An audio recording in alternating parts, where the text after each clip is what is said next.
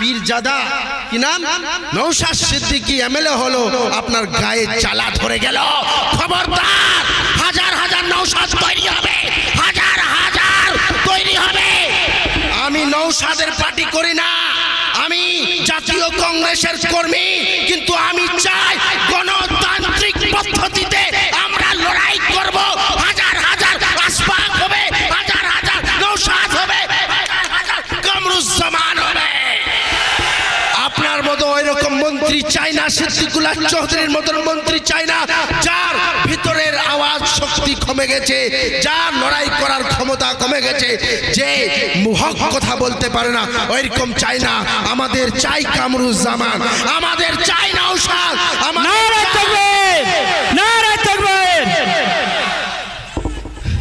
আমাদের চাই না ছাগলের মতন ছাগল শওকত মোল্লা চাই না, আমরা গুন্ডা চাই না, আমরা আরাবুল চাই না, আমরা শিক্ষিত মুসলমানদের নেতা চাই, আমরা কোরআন হাদিস জানা মুসলমান নেতা চাই। আজকে আপনি বোকা বানিয়েছেন মুসলমানদেরকে, আপনি বোমা বাঁধানোর চেষ্টা করিয়েছেন, মুসলমানকে আপনি ইউজ করেছেন, ইউটিলাইজ করেছেন, আর করতে দেওয়া হবে না। ভুলে যান, বিজেপির চুজু দেখিয়ে মুসলমানদের বোকা বানানো যাবে না।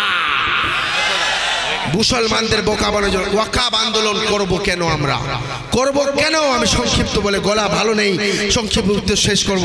ওয়াকাব আন্দোলন না করলে কসম খোদা, কসম রব্বে কাদিরের, এই ওয়াকাব আন্দোলন এবং ওয়াকাব আইনকে পাস, এই ওয়াকাব যদি আইন লাগু হয়ে গেছে, এই আইনটাকে যদি শেষ না করা যায়, এই আইনটাকে যদি ধ্বংস না করা যায়, তাহলে আর আমাদের পশ্চিমবঙ্গে কেন গোটা ভারতবর্ষে, গোটা ভারতবর্ষে আপনাদের কবরস্থান থেকে মসজিদ থেকে শুরু করে কিচ্ছু বাঁচবে না, এবং সংবিধানকে শেষ করে দিয়ে সেকেন্ড ক্লাস সিটিজেন করে দেওয়া হবে।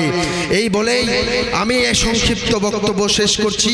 আইনের কথা আপনারা জেনে গেছেন, বুঝে গেছেন। আমার এই আইনের বিস্তারিত বিভিন্ন লেখা আছে, আপনারা পড়ে নেবেন, বিভিন্ন ভিডিও আছে, দেখে নেবেন।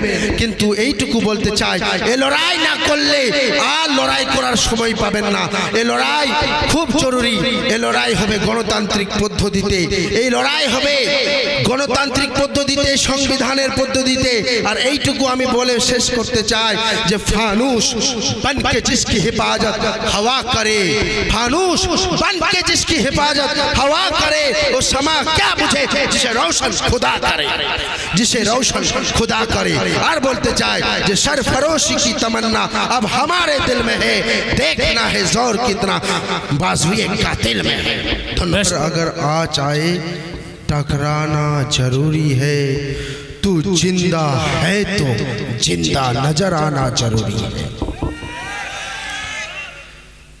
তুমি যদি জীবিত হও তো জীবিত দেখানোটাও জরুরি যে হ্যাঁ আমি জীবিত আছি।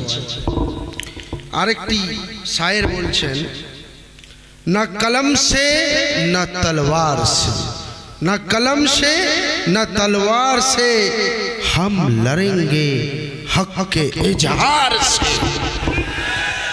न कलम से न तलवार से हम लड़ेंगे हक के इजहार से, वफ़ की ज़मीनें ना होगी नीलाम, हर मुसलमान देगा इसका पैगाम ममता बनर्जी और मोदी को।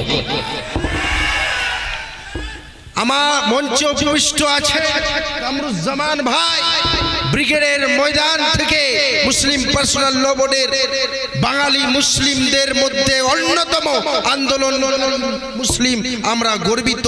ব্রিগেডের ময়দানে দেখেছিলেন মমতা ব্যানার্জির রাতের খুন কেড়ে নেওয়া হয়েছিল। মমতা ব্যানার্জি মনে করেছেন মুসলমানরা হচ্ছে আমাদের দুধের গাই, যেমন বলবো তেমন। আমি আশফাক আহমেদ মমতা ব্যানার্জিকে বলতে চাই, আপনি ভুলে যান মুসলমানরা আপনার কেনা গোলাম নয়, গোলাম নয়, গোলাম নয়। যদি মনে করে থাকেন যে মুসলিমরা আপনার কেনা গোলাম, তো আগামী 2026-এর নির্বাচনে আপনার সরকারও আমাদের দরকার নয়। যারা গণতান্ত্রিক সংবিধান অধিকারকে নষ্ট করে দিতে চায় তাদের আমাদের দরকার আছে ভাই। যারা আমাদের বাপ দাদাদের কবর বাঁচানোর লড়াইকে দুশ্মনী করার খেতাব দেয়, তাদের সঙ্গে আমাদের সম্পর্ক রাখার দরকার আছে? দরকার নেই। আপনি ভুলে যান, ব্রিগেডের ময়দানে একবার থেকে আপনি ব্যবস্থা করে দিয়েছেন যে ব্রিগেড হবে না, আবার ব্রিগেড ময়দান ডাকা হবে আর আপনাকে দেখিয়ে দেওয়া হবে। আপনি বলেছেন আন্দোলন করতে দেব না, শত্রু ভাববো। হ্যাঁ, হাজারবার কেন, লক্ষবার আন্দোলন করব, শত্রু ভাবুন, দেখি কার কত দম। আজকে আপনার সমস্ত ছল চাতুরি ভারত বাংলার মানুষ বুঝে যাচ্ছে। একদিকে যেমন আপনি মুসলিমদের বলেন আমি মুসলিমদের সাথে আছি, আমি বলছি না আপনি মুসলিমদের সাথে থাকুন, আমি বলছি না আপনি হিন্দুদের সাথে থাকুন, আমি বলছি আপনি গণতান্ত্রিক পদ্ধতিতে সংবিধানের পক্ষে থাকুন। এবং সংবিধান একদিকে হাওড়া টাউনে যখন রাম জয় শ্রীরাম বলতে বলা হচ্ছে, একটা পাগল ছাগল বলতে বলছে, তাকে গ্রেফতার করে ছেড়ে দেওয়া হচ্ছে। আরেকদিকে দুইজন আরএসএসের লোক পাকিস্তানের পতাকা নিয়ে ধরা পড়েছে, তাকে ছেড়ে দেওয়া হচ্ছে। আমি ইন্সপেক্টরকে জিজ্ঞেস করলাম যে তাদের এফআইআর নাম্বারটা দাও। ইন্সপেক্টর বলছেন, ওখানকার থানার ইনচার্জ বলছেন ফোনটা কেটে দিয়েছেন। এর মানে মাননীয়া, আপনার প্রশাসনকে আপনি কিভাবে ট্রেনিং দিয়েছেন, আপনি কিভাবে বলে গেছেন? আজকে সারা বাংলা জুড়ে মুসলমানদের শুধু ব্যথা নয়, ভারতবর্ষের সংবিধানকে বিনষ্ট করা হচ্ছে। আর উত্তর প্রদেশের পরে সবচেয়ে বেশি ওয়াকফ সম্পত্তি পশ্চিম বাংলায় আছে। উত্তর প্রদেশের পরে সবচেয়ে বেশি সম্পত্তি ওয়াকফ সম্পত্তি পশ্চিম বাংলায় আছে। আর পশ্চিম বাংলায় আন্দোলন হবে না, এর মানেটা কি? আপনার সরকারে আপনি বিজেপিকে নিয়ে আসলেন। কাকে? বিজেপিকে নিয়ে আসলেন।